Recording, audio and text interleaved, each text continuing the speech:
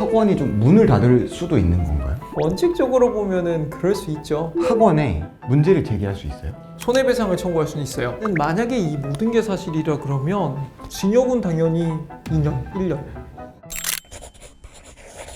변호사님, 지금 또 이슈가 되는 것들이 있는데 제가 변호사님한테 상담을 좀 받으러 왔습니다. 최근에 그 일타 강사 분들이 이슈가 좀 있더라고요. 그 내용 아시나요 혹시? 한 5년에서 10년 주기로 이런 문제들이 계속 터지는 것 같아요. 지금 언론에 밝혀진 대로가 다 사실이라 그러면 굉장히 심각한 문제가 아닐 수 없죠. 그래서 이 부분에 대해서 아마 궁금해하실 것 같았는데 오늘 답변해드리겠습니다. 지금 그 문제가 뭐냐면 제가 알고 있기로 일타 강사분들이 이제 EBS에 문제를 출시하는 교사분들한테 돈을 주고 문제를 샀다라고 저는 알고 있거든요. 네, 맞아요. 그 내용이 맞는 거죠. 그렇죠. 지금 뉴스에 알려진 건 그게 다인데, 그러니까 그것도 되게 말의 어미나 조사에 따라서 완전히 달라져요. 이미 있는 문제를 산 건지 아니면 내 문제 좀 만들어줘라고 해서 돈을 주고 용역을 한 건지랑 완전 다르거든요. 전자라 그러면 당연히 말씀하신 것처럼 범죄에도 해당할 수 있고 공정성 문제도 있고 하지만 후자라 그러면 아무리 교사분들이라고 해도 저작 활동을 할 수 있기 때문에 내가 이분한테 저작을 해달라고 용역을 준 거라서 크게 문제될 일은 아닙니다. 그럼 지금 기사가 난 거는 아직 뭐 정확하게 조사가 다 안 끝난 상황이죠? 그렇죠. 그래서 오늘도 뉴스가 나왔는데 이 강사분들께서는 자기네들은 그런 적은 없다. 그래서 무혐의를 주장하셨고요. 여기에 대해서 다른 분들한테도 많이 물어봤는데 양쪽으로 갈려요. 옛날부터 유명했던 일들이야. 터질 게 터진 거야 라고 말씀하시는 분들도 있고 비슷한 류의 용역을 주긴 하지만 그렇게까지는 하지 않아서 뭔가 오보가 있는 것 같다. 이런 주장들도 있습니다. 만약에 문제를 실제로 팔았다면 현직 교사들은 어떤 처벌을 받게 되는 거예요? 그러니까 제가 아까 문제가 안 된다는 걸 먼저 설명을 드리면 강사분이 있고 뭐 내지는 학원이 있을 수도 있잖아요. 학원이 어떤 교재를 만들어야 되는데 이 교재를 직접 만들 수도 있겠지만 일정 부분 다른 사람들한테 저작을 의뢰할 수도 있잖아요. 그래서 이걸 위해서 교사분들한테 우리 이러이런 책을 만들려고 하는데 여기에 대한 저작 활동을 해주세요. 책 내용을 써주세요. 라고 하면 여기서 문제를 만들어서 이렇게 줬을 수 있겠죠. 그럼 이건 정상적인 저작 활동이거든요. 그게 EBS 교사여도 상관은 없는 건가요? 원칙은 상관은 없죠. 그러니까 공정성 문제는 나올 수 있는데 그렇다고 해서 교사들이 겸업을 하면 안 되지만 유일하게 허용되는 몇 가지 중 하나가 강연이나 저작 활동이거든요. 그렇기 때문에 강사가 교사한테 책을 쓰려고 하는데 제가 일정 부분 비용을 드릴 테니까 책을 써주세요. 그 내용 중에 문제가 있다 그러면 그 문제를 써주는 것도 단순한 저작 활동인 거죠. 그래서 이거는 그냥 전형적인 용역 계약입니다. 이런 문제가 될 게 없죠. 근데 문제가 되는 건 뭐냐면 강사가 내지는 학원이 교사가 다른 목적으로 예를 들어서 평가원이나 학교나 EBS나 이런 데서 별도로 용역 요청을 받고 문제를 썼을 수도 있는데 요거를 이렇게 사온다고 했을 때 그래서 제가 아까 말한 것처럼 어미나 조사에 따라서 완전히 다른 상황이 되는 거예요. 그러니까 이미 나온 문제를 산 건지 아니면 문제를 만들어 달라고 의뢰한 건지에 대해서 완전히 달라지거든요. 그럼 교사가 처음에 이 문제들을 만든 목적이 뭐였어요? 시험에 나갈 문제를 만드는 거죠. 그래서 첫 번째는 시험에 내거나 두 번째로는 EBS 교재에 넣으려고 하는 거잖아요. 그러면 이거는 넓게 보면은 뭐냐면 공무인 거죠. 공적인 일. 그렇죠. 그러니까 공적인 일로 만든 어떠한 데이터인 거죠. 그러면 이 자료의 성격이 뭐냐면 아까는 이 자료의 성격이 상품이었어요. 상품을 산 건데 요거는 공무상 비밀인 겁니다. 유출이 되면 안 되는 거죠. 그렇죠. 시험 문제가 유출되면 우리가 상상할 수 있는 일들이 있잖아요. 이걸 교사가 공무상 비밀을 학원 강사한테 제공을 했다면 비밀을 누설한 죄가 되겠죠. 그래서 형법에 따라서 처벌받을 수 있는 거예요. 1차적으로는 공무상 비밀 누설죄. 두 번째로는 이걸 그냥 주진 않았을 거 아니에요. 그러니까 뭐 술 먹다가 흘렸다.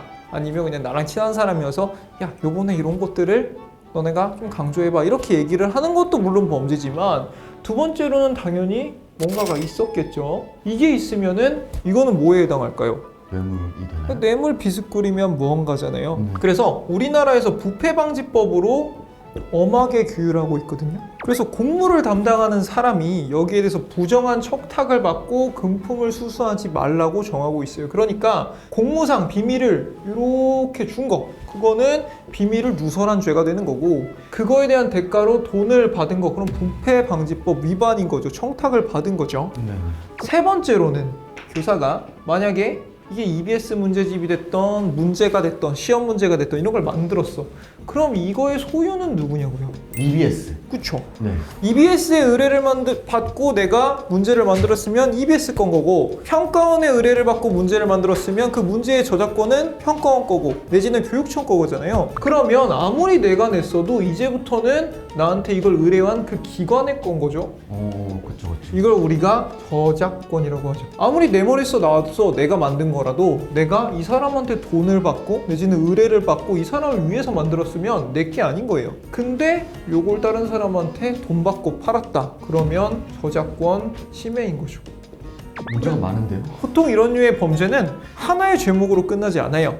여러 가지 이슈들이 혼재해 있어요. 첫 번째로는 이 사람은 공무를 하는 공무원, 그렇기 때문에 공무상 비밀누설죄가 되는 거고요. 그리고 두 번째로는 부패하면 안 되고 공정하게 일을 처리해야 되는 사람이기 때문에 부패방지법 위반이 되는 거고요. 세 번째로는 다른 사람에게 의뢰를 받고 저작을 대신 해줬던 사람이기 때문에 저작권 침해가 되는 거죠. 그래서 이 밖에도 여러 가지 문제가 될 여지가 있지만 가장 대표적인 문제는 이거 세 개일 것으로 보여집니다. 그러면은 만약에 저 세 개가 다 문제라면 처벌은 어느 정도까지 될 수 있어요? 제일 이제 궁금한 게 바로 처벌인데, 맞아요. 요거 같은 경우는 2년 이하의 징역, 5년 이하의 자격정지. 요게 제일 세거든요. 다른 것들도 같이 이루어졌기 때문에 보통 이러면 경합범이라고 해서 1.5배까지 상한하면 3년 이하의 징역까지 갈 수 있고요. 5년 이하의 자격정지도 같이 올 수 있어요. 그런 다음에 요거는 그냥 형사처벌인 것일 뿐이고, 그리고 교사도 공무원이기 때문에 공무원으로서 행정처분을 받을 수 있겠죠. 그러면 면직이 될 수도 있고 심지어는 파면이 될 수도 있고 여기서 말하는 자격정지가 될 수도 있죠. 그래서 만약에 알려진 이 모든 것들이 사실이라면 형사처벌을 받는 걸 떠나서 다시는 교단에 설 수도 없는 거죠. 그렇게 되면 자격정지보다 훨씬 센 거의 처벌이 되겠네요. 그렇죠. 그러니까 자격정지는 이제 형사적인 처벌이긴 하지만 그걸로 인해서 내가 일정 기간 동안 이 일을 못하는 거라면 면직이나 파면 같은 경우는 그 신분 자체를 잃어버리는 거기 때문에 훨씬 더 큰 처분입니다. 문제를 산 사람이 있고 문제를 판 사람이 있잖아요. 누가 더 잘못한 거예요? 솔직히 말하면 둘 다 나쁜 사람들이긴 한데, 우리나라 사회에서는 각 직업군에 대해서 기대하는 도덕적인 책임감이 있단 말이죠. 도덕적인 책임감이 강사, 학원, 사기업에서 일하는 사람에게 우리가 도덕적으로 기대하는 바가 더 클까요? 아니면 학교 선생님에 대해서 기대하는 바가 더 클까요? 선생님? 그렇죠. 사교육에서 일하는 사람들은 원래 이제 돈을 벌려고 하시는 분들이 많고 돈을 많이 벌게 하는 게 사실은 뭐 1차적인 목적인 분들도 있으니까, 그렇기 때문에 같은 잘못을 하더라도 이 사람은 일단 첫 번째로 공무원도 아니겠죠. 그러니까 공무상 비밀을 자기가 누설한 것도 아니고, 두 번째로는 부패하지 말라는 의무도 없어요. 그렇기 때문에 이걸로 직접적인 처벌되지는 않는데, 예외적으로 여기에 대한 공범으로 처벌이 된다거나, 만약에 이 사람들이 공무원이라서 뇌물수수죄로 처벌을 받는다면 여기에 대한 대향범이라는 개념이 있어요. 산 사람이 있으면 판 사람이 있는 거고 받은 사람이 있으면 준 사람이 있는 거잖아요. 그러면 강사나 학원은 뇌물 공여죄가 될 수 있는 거죠. 그렇기 때문에 남이 공무상 비밀을 누설을 할 수 있도록 내가 가만히 앉아서 지켜본 방조죄로 처벌될 여지는 있는 거고요. 그리고 부패방지법도 그거에 대해서 내가 청탁을 한 거 그 자체를 처벌할 수 있는 규정은 없기 때문에 공범으로 처벌될 수 있는 거죠. 진짜 복잡하네요. 그렇죠. 여러 가지 도덕적 책임감이 법제화가 돼 있거든요. 근데 그런 것들을 다 위반했기 때문에 처벌은 한 사람이 훨씬 더 세게 받는 거죠. 강사분들은 유명하잖아요. 유명해서 벌을 더 세게 받는 경우도 있나요? 유명해서 벌을 더 세게 받는다기보다는 규모가 다를 수 있죠. 예를 들면 이 사람은 A라는 이 강사 하나한테만 팔았겠지만 요 A라는 강사는 쉽게 말하는 1타 강사야. 그러면 B라는 교사한테도 사고 C라는 교사한테도 사고 이랬으면 요것들이 누적이 되잖아요. 심지어 상습 범위로 처벌될 수도 있고, 그렇기 때문에 단일의 범죄에 대해서는 교사가 처벌이 훨씬 더 세게 됐겠지만 이런 것들을 강사가 단건이 아니라 여러 사람들이랑 같이 했다 그러면 그게 다 누적되면 강사가 더 세게 처벌받을 경우도 있는 거죠. 그러면 이 교사님은 형벌을 어느 정도로 예상하세요? 제가 보기에는 만약에 이 모든 게 사실이라 그러면 징역은 당연히 2년, 1년. 그래요? 여기에 대해서 이게 모든 게 사실로 밝혀지면 국민들의 법 감정이 장난이 아닐 거예요. 우리 애가 열심히 공부해서 수능을 잘 봐서 어떤 대학을 가려고 했는데 조금 미달해서 못 갔는데 어떤 사람들은 갔기 때문에, 근데 그게 우리 애가 부족해서, 노력이 부족해서, 아니면 운이 없어서가 아니라 누군가는 이 모든 거에 대해서 혜택을 누렸다라고 생각하면 부모님이 갖게 되는 원망이나 분노는 상상을 초월할 거고, 그런 것들이 누적이 된다 그러면 우리나라 사법부에서도 그 법 감정에서 자유롭게 판결을 내릴 수는 없거든요. 그러면 보통 법정형의 최고가 내려질 가능성이 높죠.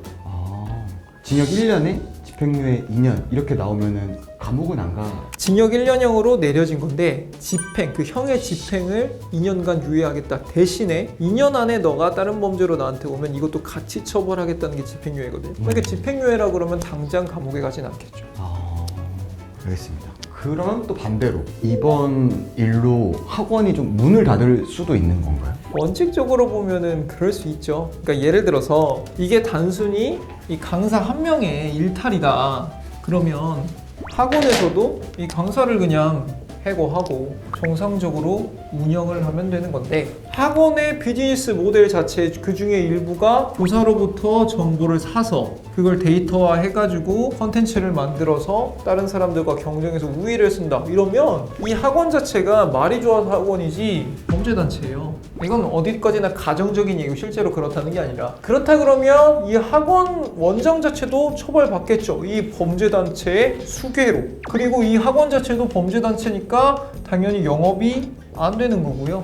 그렇다고 하면은 학원 자체도 없어질 수도 있죠. 그러면 어쨌든 선량하게 공부하던 학생들도 피해를 입었잖아요. 그러면 그 피해를 입은 학생이 학원에 문제를 제기할 수 있어요? 손해배상을 청구할 수는 있어요. 너네로 인해서 내가 손해를 받았다. 근데 우리나라에서는 손해배상을 청구하려면 그냥 정상적으로 공부를 했던 선량한 학생이 있고 나쁜 학원이 있다고 하면 이 학생은 이 학원 때문에 피해를 받잖아. 그러면 첫 번째로는 이 사람의 불법 행위가 있어야 되는 거고요. 두 번째로는 그걸로 인해서 나의 손해가 있어야 돼. 그리고 세 번째로는 이 사이에 인과관계가 있어야 되거든요. 이 불법 행위를 증명하기는 비교적 쉬워. 언론에 다 드러났고, 만약에 아까 말한 걸로 유죄 판결이 났다 그러면 너네 잘못을 했잖아. 근데 두 번째로 나의 손해를 입증하기 되게 어려워요. 왜냐면 손해는 어떻게 입증해야 되냐면 구체적으로 입증해야 되거든요. 구체적으로 입증한다는 건 결국에는 손해액이 얼마냐. 그래서 만약에 어떤 사람 때문에 내가 정신적 피해를 받았다 그러면 저는 무조건 정신과 가가지고 진단서 받아놓으라고 얘기를 하거든요. 그걸로 인해서 너네 손해가 구체적으로 얼마인지를 주장하려면 이렇게 입증이 돼야 된다. 구체적으로. 근데 그 입시에서 떨어져서 시험에서 잘 못 봐서 나의 손해액이 얼마인지가 굉장히 애매하고요. 애매하네요. 더 애매한 게 있어요. 인과관계예요. 이 사람이 잘못한 것도 맞지. 그리고 내가 떨어진 것도 맞지. 근데 이 사람의 잘못으로 내가 떨어진 게 어떻게 인과관계가 있는지를 구체적으로 증명을 해야 돼. 그러면 어떤 걸 증명해야 되냐면 요게 없었으면 나는 합격해. 요게 있어서 나는 떨어졌어 라는 걸 구체적으로, 그러니까 나는 그 커트라인에 간당하게 떨어졌고 너의 불법 행위로 인해서 붙은 애들은 원래는 나보다 밑이었는데 너로 인해서 나보다 위로 올라와서 내가 떨어졌다는 걸 다 증명해야 돼요. 근데 현실적으로 쉽지 않죠. 안 된다고 봐야겠네요. 쉽게 말해서. 그렇죠. 그러니까 만약에 누가 저한테 이걸 가져온다 그러면 그냥 응분의 대가로 학원이 처벌받게 하기 위해서 할 수 있다 그러면 나는 해줄 수 있는 게 많다. 근데 이걸로 인해서 너의 피해를 전보받는다거나 보상받게 해달라 그러면 나는 자신 없다고 말할 것 같아요. 그러면은 만약에 이 상황에서 일타 강사분들이 변호사님한테 수임을 맡겼어요. 그럼 변호사님은 어떻게 하실 거예요? 그러면 저는 이렇게 변호할 것 같아요. 나는 정상적으로 이 사람한테 문제를 만들어 달라는 저작 활동을 의뢰하고 거기에 대한 보수를 지급했을 뿐이다 라고 얘기를 해서 나는 정상적이었다. 근데 나중에 이게 비정상적으로 알려질 수도 있고 그렇게 밝혀질 수는 있는데, 그렇다고 해도 내가 정상적인 줄 알고 의뢰를 했다. 그러니까 내가 이 사람한테 내가 돈을 드릴 테니까 10문제를 만들어 주세요 라고 해서 이 사람이 새롭게 창작해서 10문제를 갖다 줬는데 평가원에 뭐가 있는지 EBS에 뭐가 수록될 건지 나조차 알 수 없으니까 이 사람이 실제로 새롭게 만든 건지 아니면 거기에 수록될 공모상 비밀을 나한테 준 건지 나도 알 수가 없지 않느냐. 그렇기 때문에 난 몰랐다. 그래서 나는 고의가 없었다 라고 빠져나가게 변호를 해드릴 것 같습니다. 그 얘기 들으면 무조건 끝날 것 같은데? 그럴 것 근데 같은데? 그렇게 하더라도 그러니까 형사 처벌을 피해갈 수는 있더라도 국민적인 법 감정은 피해갈 수가 없겠죠.